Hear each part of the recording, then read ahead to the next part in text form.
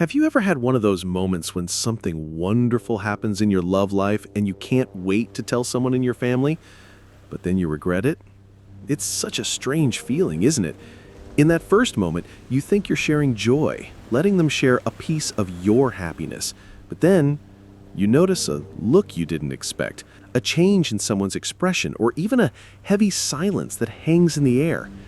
That's when you realize opening your heart doesn't always mean you'll receive care and warmth in return. I remember one day in particular as clearly as if it were yesterday. It was a sunny Sunday, the kind of day when light streams through the living room window, making everything feel warmer. The smell of home-cooked food filled the house. The sound of silverware being placed on the table mingled with laughter and overlapping conversations. I was in a good place, carefree, relaxed, grateful. That weekend, I had a special moment with my partner. Nothing fancy, just a simple afternoon outdoors, holding hands, deep in conversation, enjoying that comfortable silence that only exists when there's a real connection. As I helped set the table, I thought, they'll be happy for me. So I started sharing about our day, how beautiful it was, how alive I felt, how incredible it is, even after all these years, to have my heart still beating strong. But as I spoke, I caught two people exchanging glances across the table. It happened quickly, but I saw it. One raised an eyebrow slightly, the other gave a weak, sideways smile that didn't seem at all cheerful. I kept talking, but inside, something shifted. It was as if a shadow had crept into my otherwise brilliant memory. I tried to push it away, telling myself I was imagining things. But 2 days later, I received a message from a friend asking about that day, a friend who hadn't even gone to lunch there. In that moment, I realized my story had circulated, probably with extra details I'd never shared. And it wasn't because people were rooting for me, it was because my life had become a topic of discussion. It hurt more than I expected, and it made me realize something important. When you open the door to your life wide open, not everyone who walks through it is there to care. Some are there to stare, judge, comment, and then walk away, leaving you to clean up their mess. And after 60, you value your peace too much to let that happen often. Over time, I began to realize that these reactions aren't always obvious. Often it's not someone directly saying, "I don't like him," or "You're making a mistake." It's more subtle than that. A prolonged, an awkward pause, a change in tone, a glance into the distance. These little signs, however small they may seem, plant seeds in our minds, seeds that grow into doubt. Do they make sense? Am I deceiving myself? Am I not seeing something clearly? And before you know it, you're replaying every moment in your head, searching for flaws that may not even exist. The thing is, these doubts don't come from within. They're imported from abroad, carrying by other people's insecurities, prejudices, or unresolved issues. And more often than not, the person planting these seeds isn't thinking about your happiness. Maybe they're jealous. Maybe they're afraid of losing their place in your life. Or maybe they don't believe in second chances after a loss. Or maybe they simply need something to talk about. When I realized this, I realized I was giving these people a power they didn't deserve.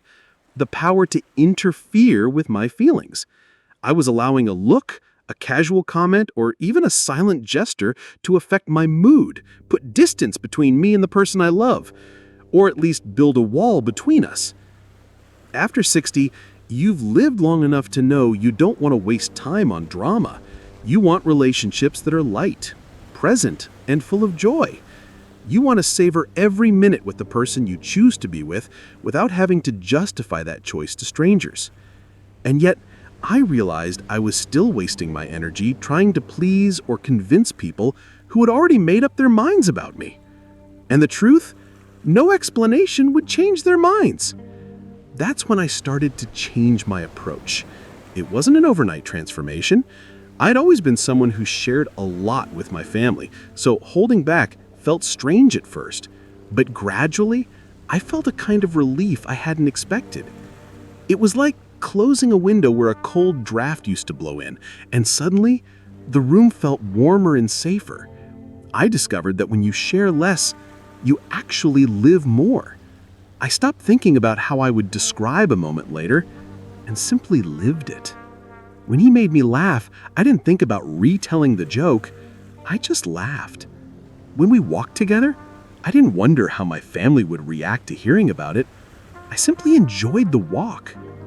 This shift also strengthened my relationship. Without the noise of outside voices, we could hear each other better. Our conversations became deeper, our silences more comfortable, our small gestures more meaningful.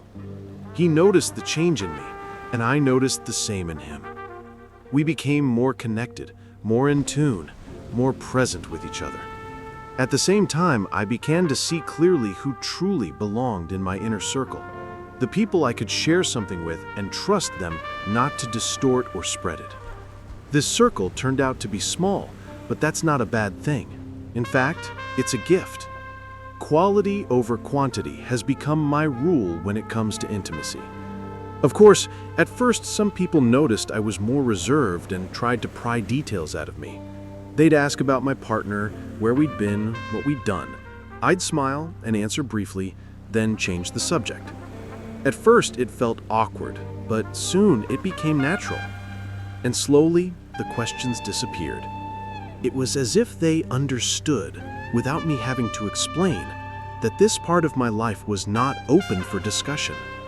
And the peace that came with that was priceless. The peace of knowing I didn't have to explain myself. The freedom to live my life in a way that felt right to me, without needing anyone's approval. The relief of keeping the joy of my relationship safe from the noise of other people's opinions. Looking back, I see that this decision didn't just protect my love life, it also changed my relationship with myself. I began to trust my own feelings more, to listen to my heart without needing external validation, and that, for me, is one of the greatest freedoms you can give yourself. It's interesting how, when you decide to protect certain parts of your life, your vision begins to clear. I began to realize that before, many of my conversations with family or acquaintances carried this silent expectation that they would approve. I would tell a story hoping for a smile, a word of encouragement, or a simple, "I'm happy for you." And when that response didn't come, it hit me harder than I cared to admit. I hadn't realized that deep down, I was outsourcing part of my happiness, putting it in the hands of people who weren't always willing or able to handle it with care. When I started keeping more to myself, the first thing I felt was freedom. But along with that freedom came a bit of embarrassment. Part of me still wanted to tell, to share. And this desire isn't bad in itself. It stems from our human need for connection. But I've learned that there are many ways to connect with others that don't involve exposing my most fragile parts. I can talk about places I'd like to visit, movies I've seen, childhood memories, even my plans for the week, without opening the door to the parts of my life that need to be protected. And here's something I didn't expect. When you stop fostering certain types of conversations, some people naturally pull away. Not because you've done anything wrong, but because their main interest was access to your private life. Once that access is limited, they lose the material to talk to you about, and sometimes to talk about you. At first, this can be painful to realize, but after a while you understand that you were carrying on relationships that weren't as genuine as you thought. This shift also altered the way I saw my own story. Before, I was so used to narrating everything that it almost felt like other people were co-authors of my life. When something happened, I was already thinking about how to tell it, what details to include, and what reaction I wanted. This prevented me from truly living in the moment. Now, without that pressure, I experience life more fully. I don't think about how it will sound later, I'm simply in it. Of course, it's not always easy. There are times when the urge to share is strong, especially when something wonderful happens. But I've learned to direct these conversations to my partner. I keep the details to the two of us, and by doing so, we build a stronger bond, a world of our own, full of inside jokes, private memories, and little moments that belong only to us. It's something deeply precious. Another change I've noticed is in my energy. In the past, if I shared something and received a negative or indifferent reaction, it could leave me depressed for days. I'd replay the scene, wonder what I could have said differently, and try to figure out why the person reacted. Now, since I no longer expose myself in that way, these situations simply don't happen. The energy I used to spend worrying or justifying myself is now spent on things that truly make me happy. I like to think of protecting my love life as caring for a rare plant. It needs sunlight, water, and attention, but it also needs the right environment, away from anyone who might accidentally step on it or pluck its leaves out of curiosity. If you leave it exposed on the sidewalk, anyone can handle it carelessly. But if you place it in a protected spot, it grows stronger, healthier, and more beautiful. This isn't selfishness, it's caring. Over time, I've noticed that this new approach has spread to other parts of my life. I've started to think twice before talking about my plans, my dreams, even small victories. It's as if I've developed an internal filter that asks, will this person add to or take away from my peace? If the answer leans toward take away, I keep it to myself. And far from isolating me, this has made me feel more secure and balanced. One of the most complicated parts of this process is dealing with persistent questions. There will always be someone who believes they have a right to know everything, who presses for details, who might even say things like, "Don't you trust me?" to get you to open up. At first, I felt guilty in these situations, as if I were being unfair. Now I respond calmly, but firmly, something like, "It's okay, but I'd rather not go into details." And then I change the subject. I don't have to be rude, but I don't have to give in either. It's fascinating how such a simple shift in boundaries can transform relationships. For example, I found that I now have lighter, easier interactions with people who used to cause me stress. When they realized certain topics were off limits, they stopped pushing. And surprisingly, our conversations began to shift to other topics. Some relationships have even improved because we removed the main source of conflict, that space where criticism and judgment used to reside. That's when I truly understood. The boundaries we set aren't just to protect ourselves, they also protect the relationship as a whole. By removing a topic that creates friction, we make it easier to maintain harmony. And harmony, after 60, is golden.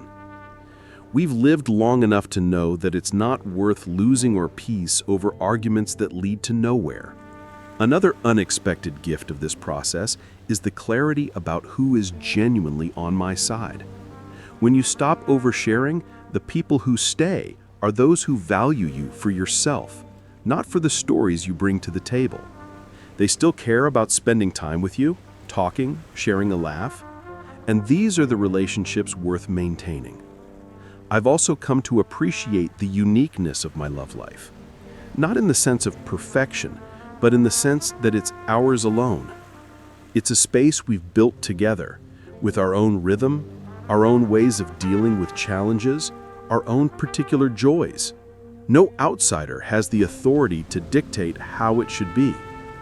This awareness has brought me an enormous sense of peace because it freed me from the need to meet others' expectations. And that, I think, is the crux of the matter. Realizing that we don't need everyone's approval of what we're experiencing. The most important approval is our own. If I'm happy, if I feel respected, if I see love and affection, that's enough. Everything else is extra and often unnecessary. After accepting this truth, I noticed my self-esteem increasing. When I'm no longer measuring myself by someone else's criteria, I see my own worth more clearly. I don't need someone else's eyes to confirm I'm on the right path. And this kind of confidence shines through in everything, in the way I speak, the way I behave, the way I face challenges. This journey has taught me that protecting your personal life is one of the most profound acts of self-love. It's not coldness, it's not isolation, and it's not secrecy in the negative sense. It's the conscious choice to decide who has access to the most sensitive parts of your story.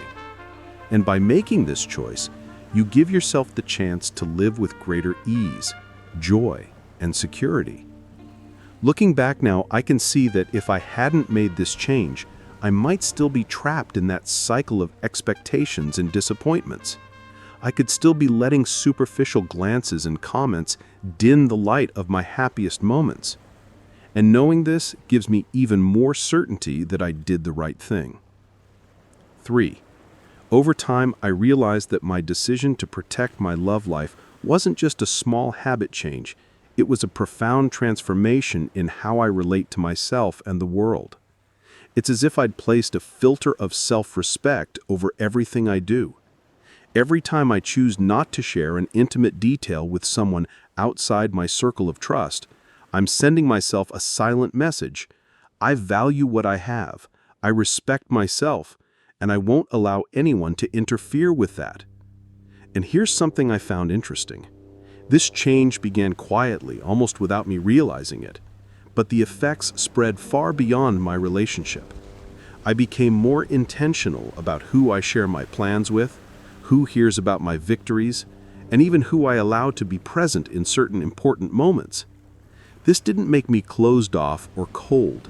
It made me more selective. And being selective doesn't mean excluding people. It's being aware of what's best for you. I've also learned to deal with the discomfort some people feel about this new way of life. There will always be those who don't understand, who think you're overreacting, or who believe you're drifting away. At first, I tried to explain, to justify myself. I'd say, I'm just protecting my relationship, or I've decided to keep some things secret. But after a while, I realized I don't owe anyone an explanation. Some will understand without me saying a word. Others never will, and that's okay. What matters is that I know why I'm doing this and how it benefits me.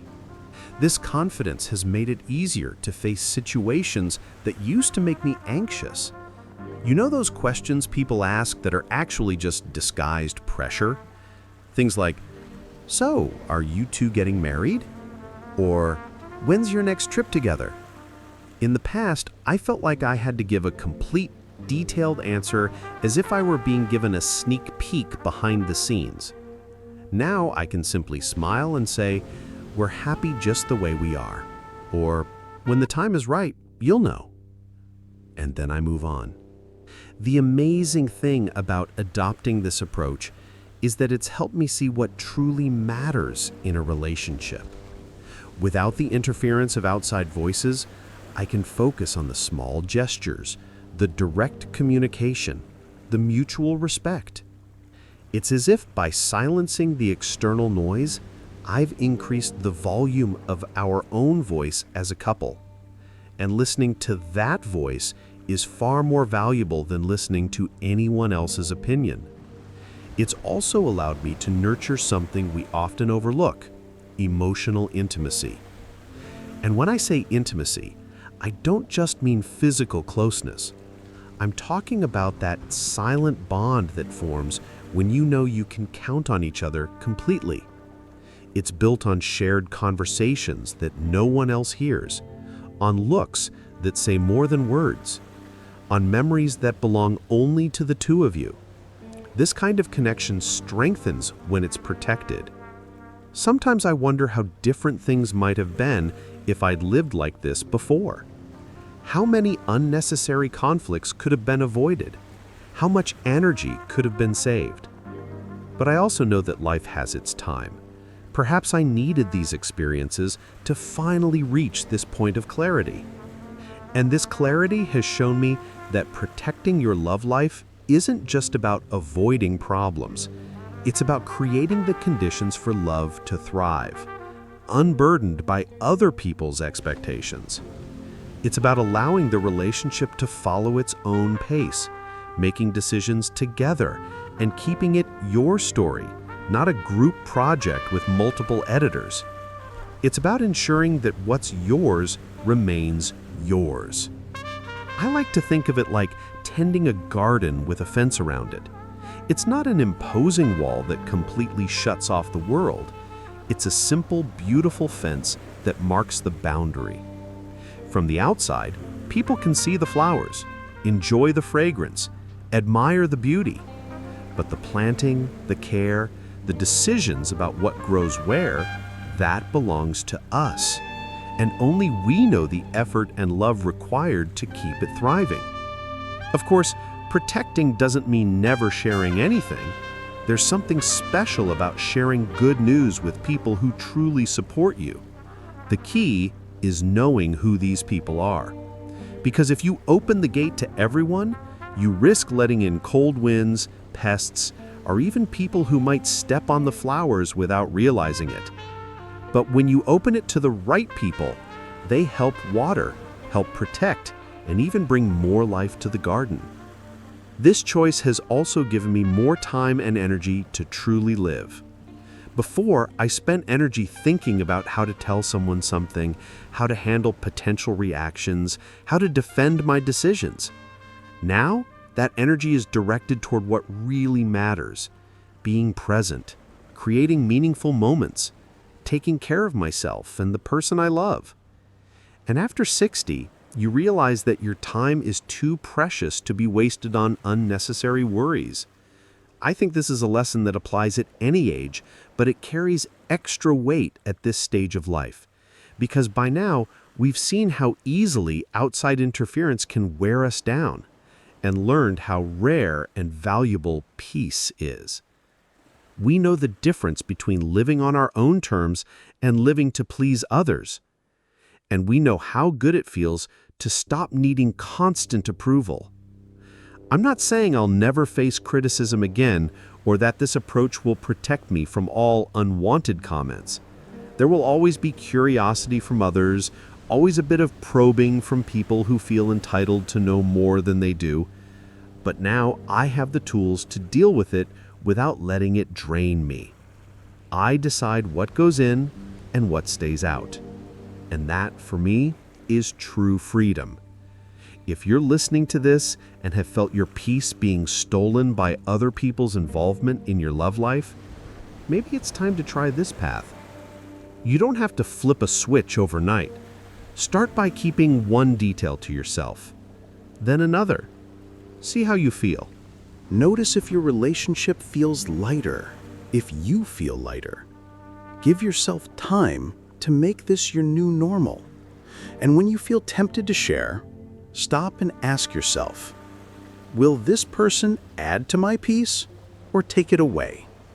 If the answer is take it away, you already know what to do. Protect what's yours. Remember, not sharing isn't hiding out of shame.